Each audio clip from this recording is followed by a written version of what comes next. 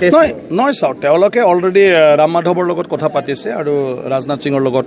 কথা পাতিছে নিশ্চয়কৈ ৰাজনীতিক তেওঁলোকৰ বুজা পৰা হৈছে আৰু আমি যিখিনি গম পাইছোঁ যে আমাক একো চিন্তা কৰিব নালাগে বুলি কৈছে গতিকে ভালৰ কাৰণে কৰিছে বুলি কৈছে আৰু সেইখিনিটোকে আমি আমাৰ কৰ্মকৰ্তাক জনাইছোঁ যে সেইটো টেনশ্যন ল'ব নালাগে তেওঁলোকৰ ইলেকশ্যন টকা পইচা লেনদেন কৰিছে আপছে কোনে আপছে টকা পইচা লৈছে নেকি বিজেপিৰ পৰা নহয় সেইটোতো ইলেকশ্যনৰ ক্ষেত্ৰত তেওঁলোকে যদি ইলেকশ্যন কাম কৰিব লাগে পইচাটো ল'বই লাগে এইটো বেয়া পইচা নহয় তেওঁলোকে যদি বিজেপিক মানে সহায় কৰিবলৈ কাম কৰিব লাগে যিখিনি ভোট বেলেগৰ তাত যাব লাগে সেইটো যদি ৰোধিব লাগে নিশ্চয়কৈ কেম্পেইন কৰিব লাগিব আৰু তাৰ কাৰণে টকা পইচা সেইটোতো পাৰ্টিয়ে দিব ন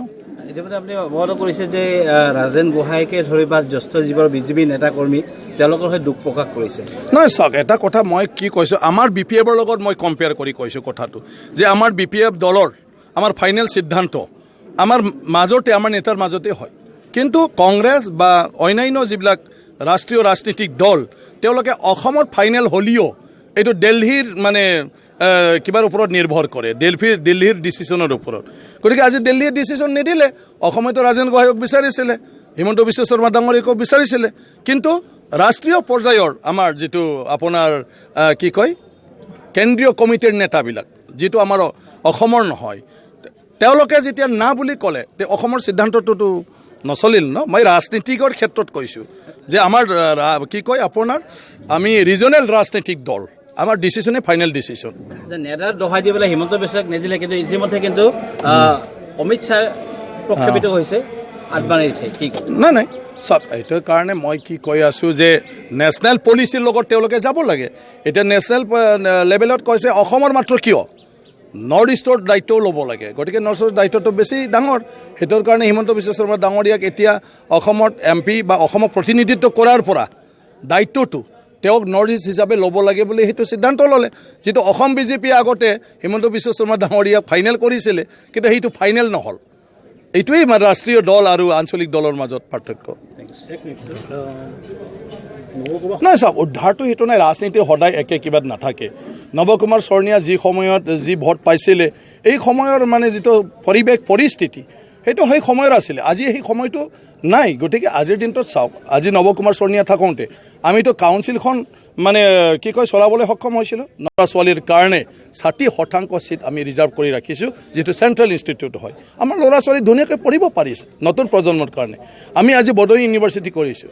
BTC অঞ্চলৰ কলেজবিলাকৰ কাৰণে 80% আমাৰ ছাত্ৰ ছাত্ৰীৰ কাৰণে ৰিজাৰ্ভ চিট বডোলেণ্ড ইউনিভাৰ্চিটি যিটো বেলেগত কত তুমি নাপায় গতিকে আমাৰ ল'ৰা ছোৱালী যিবিলাক গুৱাহাটী ইউনিভাৰ্চিটিত এডমিশ্যন নাপায় ডিব্ৰুগড়ত নাপায় বাহিৰত নাপায় তেওঁলোকে আজি আমি বডোলেণ্ড ইউনিভাৰ্চিটি ধুনীয়াকৈ পঢ়িব পাৰিছে চবে এইবিলাক কাম আজি BTCয়ে কৰিছে গতিকে এই কলেজবিলাকত পঢ়া এই CIT বিলাকত পঢ়া এওঁলোকৰ মা দেউতাকে জানে যে এওঁলোকৰ ল'ৰা ছোৱালী ইঞ্জিনিয়াৰিং পঢ়াৰ কাৰণে মাষ্টাৰ ডিগ্ৰী পঢ়াৰ কাৰণে তেওঁলোকৰ কিমান কি হাবাথুৰি খাবলগীয়া হৈছে আৰু যিটো আমাৰ BPF দলে যিটো কৰিব পাৰিছে তাৰ কাৰণে কিমান সকাহ পালে এইটোহে আচল কথা আপোনাৰ 12টা MLA জিকাই লৈ যাবলৈ সক্ষম হৈছিলোঁ আজি চৰকাৰৰ লগত আমি আছোঁ গতিকে নৱকুমাৰ শৰ্ণীয়াটো চেলেঞ্জটো কণ্টিনিউ দিয়া আছে কিন্তু BPFটো ছাকচেছ হৈ আছে আৰু নৱকুমাৰ শৰ্ণীয়াৰ আজি 5 বছৰ ৰাইজেতো বুজি পালে ন যে ইয়াত বড়ো অনাবড়ো মানে এইটো কণ্টিনিউৱাছলি সংঘাত তাৰ বাদে একো নাই এটা জাতিৰ বিৰুদ্ধে এটা দল হ'ব পাৰে নেকি এটা জাতিৰ বিৰুদ্ধে সদায় কিবা মন্তব্য দি থকাটো উচিত নেকি এইটো আমাৰ BTC অঞ্চলৰ ৰাইজ ফুল্লি মানে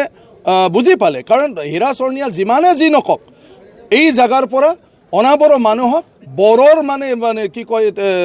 সন্মুখৰ পৰা কত আঁতৰাই লৈ যাব নোৱাৰে আৰু বড়ো মানুহক আঁতৰাই ৰাখিব নোৱাৰে বিয়া পালিও সদায় বড়ো মানুহৰ মুখ অনাবড়োই চাই থাকিবই লাগিব একেলগে গাড়ীত উঠি যাব লাগিব একেলগে ৰাস্তা পদূলিৰ উন্নয়নৰ কাৰণে তেওঁলোকে চিন্তা কৰিবই লাগিব পঢ়া শুনা ল'ৰা ছোৱালী হিতৰ কাৰণে তেওঁলোকে ব্যৱস্থা ল'বই লাগিব যদি হিতুই হয় যে সদায় বড়ো অনাবড়োৰ কাজিয়াৰ কি লাভটো আছে গতিকে সেই কথাত সেইটো নাযায় আৰু 5 বছৰত একো কৰিব পাৰা নাই আৰু নোৱাৰিও তেনেকুৱা ধৰণৰ তেওঁ মানে যিটো চিন্তালৈ কাম কৰিবলৈ আছে গতিকে MP তো কেণ্ডিডেট হ'লে চবে জিকিব বুলি ভাবে আৰু আজি চবে কৈ আছে কিন্তু সময়েহে ক'ব ৰাইজেহে মানে ইয়াৰ কাৰণে মানে নিৰ্ণয় কৰিব গতিকে তেওঁৰ মতে কৈছে আৰু তেওঁ যিখিনি কৈছে সব নিজে প্ৰমাণ হয় উগ্ৰপন্থী কাকবা কৈছে তেওঁ নিজে উগ্ৰপন্থী হয় কাকবা ইলিগেল আৰ্মছৰ কথা কৈছে তেওঁৰ তাতে ইলিগেল আৰ্মছটো আছে কাকবা ক্ৰিমিনেল কৈছে তাৰ তাত ক্ৰিমিনেল কেছ আছে গতিকে তাতো কি পাৰ্থক্য আছে তেওঁ কোৱা কথাটো গতিকে ৰাইজেতো আৰু বুজিবলৈ বাকী নাই তেওঁ অনাবড়ো হয় কিন্তু অসমীয়া নহয় অনা অসমীয়া তেওঁ শৰণীয়া কছাৰী মানুহ হয় আমাৰ বড়ো মানুহ হয় কিন্তু এই বড়ো বুলি কৈ ল'বলৈ দিগদাৰ পায় মাত্ৰ চাৰ্টিফিকেটটো ল'বলৈ ভাল পায় তাৰপিছত তেওঁ অনা নেপালী হয় অনা গোৰ্খা হয় অনা আদিবাসী হয় তেওঁতো গোৰ্খা নহয় তেওঁ অনা মুছলিম হয় তেওঁতো মুছলিম নহয় যদি তেওঁ সকলো জাতিৰ কাৰণে অনা হয় এই মানুহজনৰ এই জাতিৰ কি কামৰ আছে যদি বড়ো মানুহ কাৰোবাৰ জাতিৰ কামত নহয় বুলি ভাবিছে তেতিয়াহ'লে নৱ কুমাৰ শৰণীয়া কেনেকৈ আন জাতিৰ কামৰ মানুহ হ'ব পাৰে গতিকে তেওঁ নিজে যিবিলাক কৈছে তেওঁ নিজে উদাহৰণ হয় তেওঁ যেনেকৈ অনাবোৰৰ কথা কৈছে তেওঁ এনেকৈ অনা অসমীয়াও হয় নিজে তেওঁ অনা বেংগলীও হয় এনা আদিবাসী হয় অনা মুছলিম হয় তেওঁ নিজে হয় চব নিজৰ প্ৰমাণ গতিকে এই বস্তুটো নিজে এতিয়া মানে কিবা পৰিব জালত পৰিব নিজে পাতা জাল নিজৰ ফাণ্ডত নিজেই পৰিব আমাৰতো ক'বলগীয়া কি আছে আমাৰ কোনো জাতি ভেটি নাই BTC অঞ্চলৰ উন্নয়ন সেইটো আমি কৰি আহিছোঁ ৰাইজে দেখা পাই আহিছে আজি CIT চেণ্ট্ৰেল ইনষ্টিটিউট টেকন'লজিৰ কথা আমি কৈ আছোঁ যে আজি অসমৰ NITত এটাও অসমৰ ছাত্ৰ ছাত্ৰীৰ কাৰণে ৰিজাৰ্ভেশ্যন নাই এটাও অসমীয়া ছাত্ৰ ছাত্ৰীৰ কাৰণে বা অসমৰ ছাত্ৰ ছাত্ৰীৰ কাৰণে ৰিজাৰ্ভেশ্যন নাই আমাৰ CIT চেণ্ট্ৰেল ইনষ্টিটিউট টেকন'লজি